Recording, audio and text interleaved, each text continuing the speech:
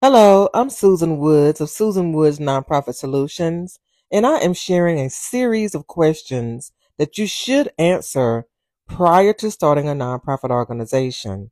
So question number 8 of 15 is, what is the Your Activities document? The Your Activities document describes the services you plan to offer through a nonprofit organization.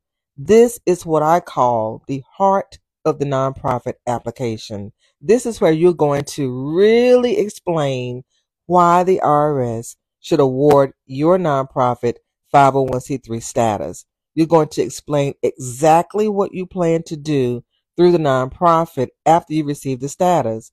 What type of services are you going to offer? And when are you going to offer them? Why are you going to offer them?